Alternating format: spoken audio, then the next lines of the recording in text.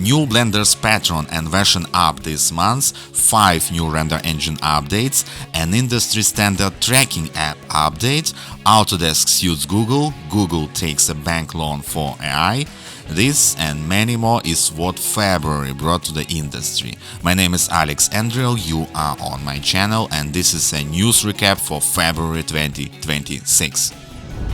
Just a few months after the major 5.0 release, Blender's developers rolled out 5.1 update this month. Until 11th of March it is going to stay in beta, but you already can try this fresh iteration. 5.1 version is built around less visible at first sight, but convenient changes rather than brand new features as we saw in the November's installment. Changes in 5.1 starts right from UI. Preference search was added to this version to browse quite complex settings menu, and it highlights every match with the input word. Extension menu tab got a feature to update all extensions at once and a version up indication for every installed site too. Quite handy little innovation, especially for those who installs a lot of plugins for Blender.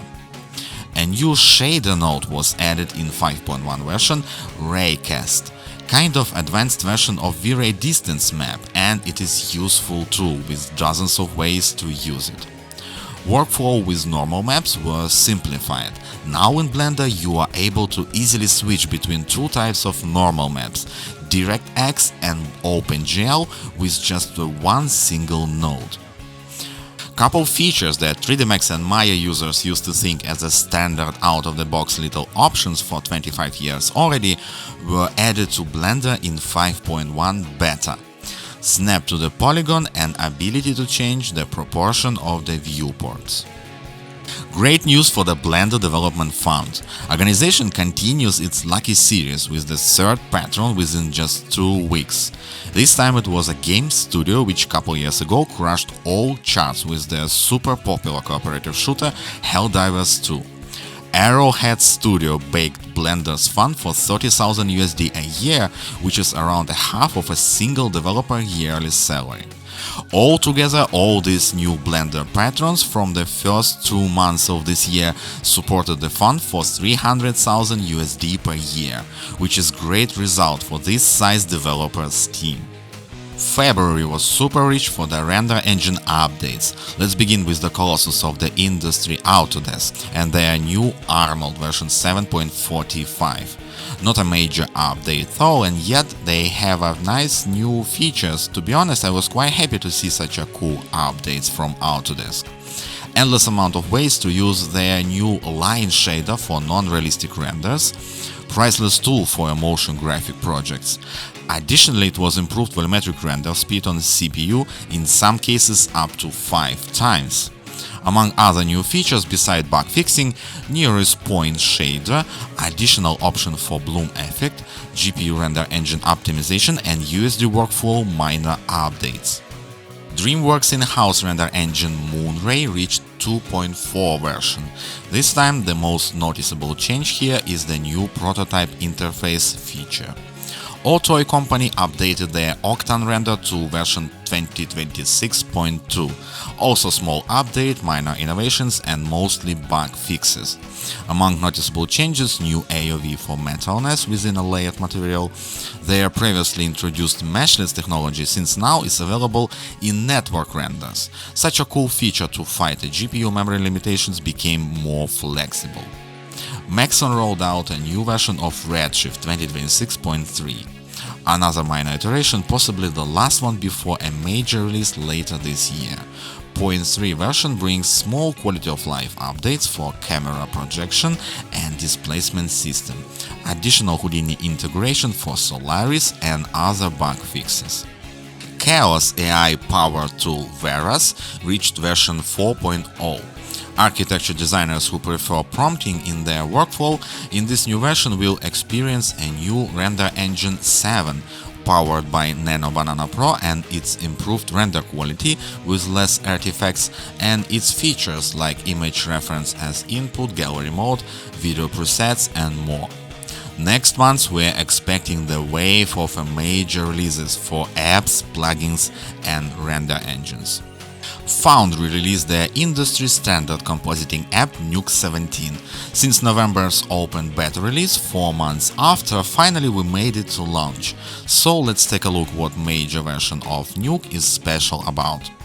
Gaussian splats are one of the key features in this update, and now it is possible to import, view, manipulate, render and export Gaussian splats natively in Nuke. Perfect addition here is the new 3D system inside Nuke, and that brings lots of new tools and options to work with the 3D objects or scenes. Now we have an option to choose what to import from the large 3D scene. Work with the camera and navigation became easier, new options for camera projections, more advanced shaders and Material X, Light Nose got an update too, and tons of rendering settings. Nuke Studio, which made step forward and received editorial capabilities in version 17, got a brand new artistic annotation system for its timeline tools. AI features are also here. For Nuke X and Nuke Studio, Foundry extended already existing copycat node to a big cat. This machine learning feature allows users to train their own neural networks to speed up repetitive tasks such as garbage mating, beauty repair, roto, deblurring or others. Nice example of a good AI tool within a professional software which is not going to take anybody's job. Graph scope variables were improved too, and this promotes a multi-shot workflow introduced earlier in Nuke 16. In addition, there are lots of updates to the core of the Nuke, various formats support and improvements, native support for ACES 2.0 and update to the USD pipeline workflow. Improved raw performance at rendering and upscaling, also removed resolution limitation for OFX plugins, and now it depends on users' workstation hardware. Everyone who is eligible for a Nuke Indie version may get this app with some feature limitations for $4.99 per year, and it's a great deal to enter the major league of VFX Industry.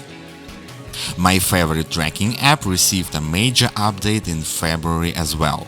VFX rolled out SynthEyes 2026. Besides a new, clean and easy to read UI, which is having just a first phase of evolving, SynthEyes received improved support for USD data. Either USD meshes, assets or even complete USD scenes, all are available to import in this version. A new dedicated tool for distortion map export, live preview for articulated geometry objects, but what is truly amazing and caught my attention in this update is a new mockup point tracker.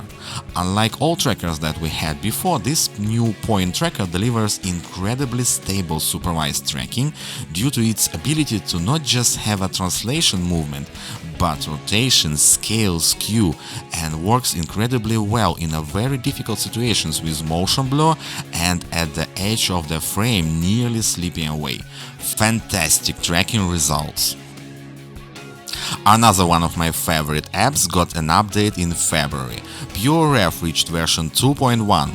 This popular ref management tool offers incredible level of usefulness for artists across different areas: concept, 3D, illustration, while having an ultra-minimalistic zero visible UI.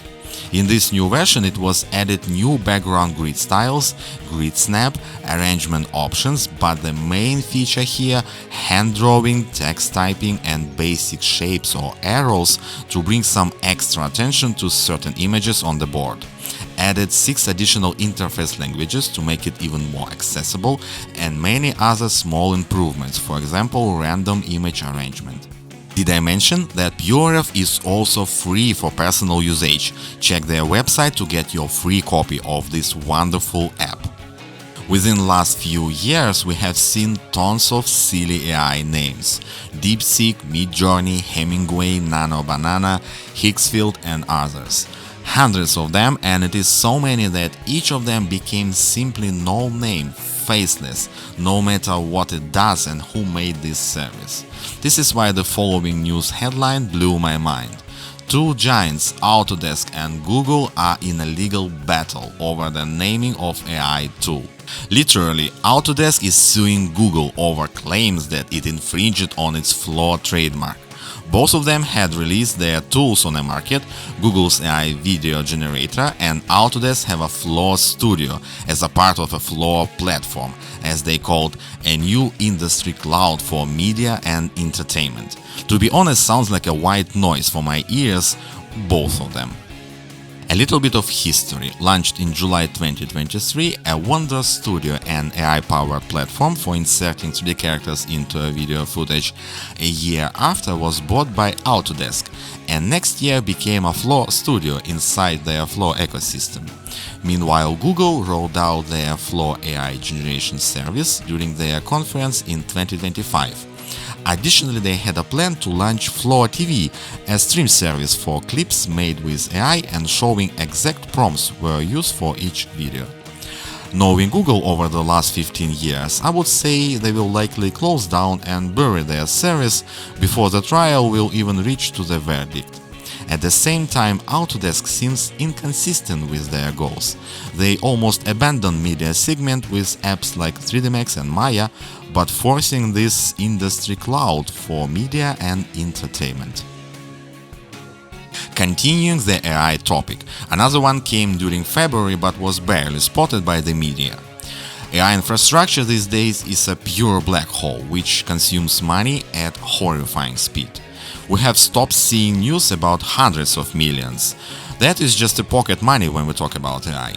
Billions, not even close, hundreds of billions, and soon we will start measure these investments in trillions.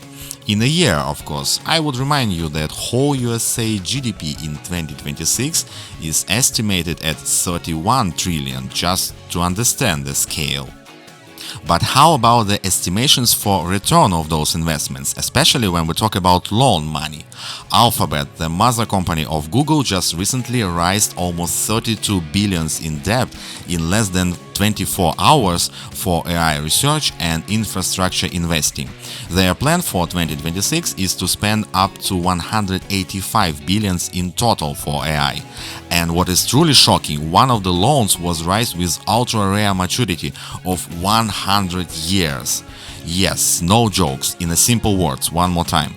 Alphabet borrows £1 billion UK pounds until a year of 2126. This shocking case raises several questions. Is it really this much trust in Google and AI in general, or this is just a greed and expectations of 1000% of profit? And another one, how far big corporations are ready to go in this AI race? Total investments by Big Four, Alphabet, Microsoft, Amazon and Meta is estimated at 650 billion this year. Last year it was just 165. All this terrifies even more when you see the financial reports which shows zero profit for many AI companies. For example, OpenAI, which is not expecting any profit until 2030. What would you say about the movie by such a description? 1.48 billion worldwide box office, 7.4 IMDb rating, 10 nominations and 7 VFX awards, including the main one, Best Effects in Photoreal Feature. I assume you would say success. The worst business case in movie history on James Cameron's opinion. Yes, I'm talking about the latest Avatar franchise installment, Fire and Ash. Despite fantastic numbers and community response, author of this movie stated it didn't make any profit. Few years ago, Cameron shared his point of view that his movies, while he was talking about Avatar franchise, are reaching the profit level at the box office higher than 1.5 billion. And his previous films did it pretty well. Avatar 2 gathered 2.33 billion worldwide, and Avatar 1 in 2009 made insane 2.92 billion box office. Pretty obvious losing interest to this story. Yes, we are still talking about the movie with 1.5 billion box office, but we don't know exactly the marketing budget. Normally, it doubles the production budget, and in case of Cameron's trilogy, it could be way higher. In his interview to the Taiwanese TV channel, Cameron said, "Here's the thing, the film industry is in depression right now. Avatar 3 cost huge amount of money, we need to perform well to continue. We need to figure out how to make avatar films cheaper so we can keep making them. I like how he casually says, keep making them. That's all what blasted during February. Looking forward into the March. It is going to be hot. Thanks for watching. See you around. Bye.